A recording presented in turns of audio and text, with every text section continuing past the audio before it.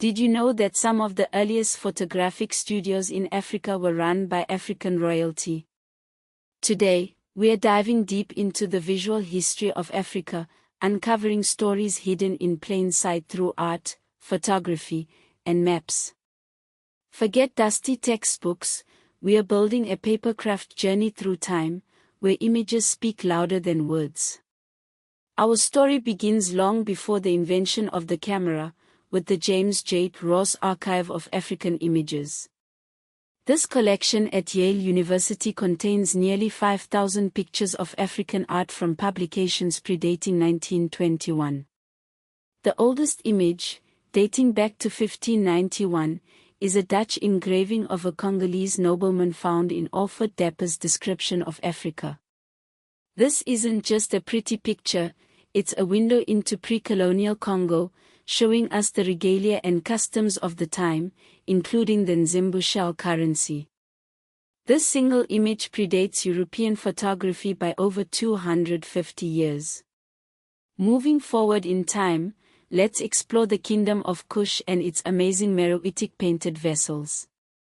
These ceramic vessels, dating from 270 BCE to 360 CE, are covered in figurative art depicting royal figures, deities, and scenes from everyday life. Excavated by John Garstang in the early 20th century, these vessels provide critical insights into Kushite culture and its interactions with Ptolemaic Egypt and Rome. Look closely, and you might even find scenes of Queen Amanirenas, a fierce Kushite ruler, spearing Roman soldiers. This is no mere decoration, but a powerful act of historical record. These images fill gaps in our understanding that textual records alone cannot. They prove Kush's 700-year independence from Egypt and illustrate trade connections with India, evidenced by the presence of cornelian beads discovered alongside the pottery. Think of these images as puzzle pieces, helping us reconstruct a richer and more accurate picture of African history. Now, let's fast forward to the 19th century and the age of colonialism. The African Historical Graphics Project, founded by Professor T.C. Weiskell at Stanford, archives historical maps and graphics from this period, including 19th-century colonial cartography of Africa. These maps, often presented as objective representations of the continent, were in fact tools of power, used to justify and facilitate European control. One particularly disturbing example is the collection of maps recovered from the 1890 Brussels Geographic Conference, where European powers carved up the Congo Basin amongst themselves.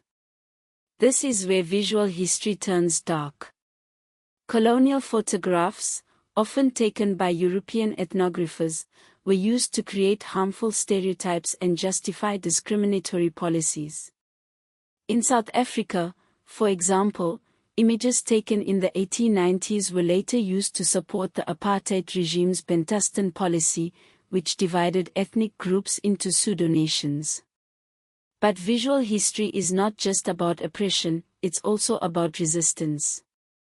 Consider the work of 19th-century African-American artists like Augustus Washington, who produced daguerreotypes of Liberia settlers. These images not only documented the lives of these early pioneers but also helped to fund anti-slavery efforts.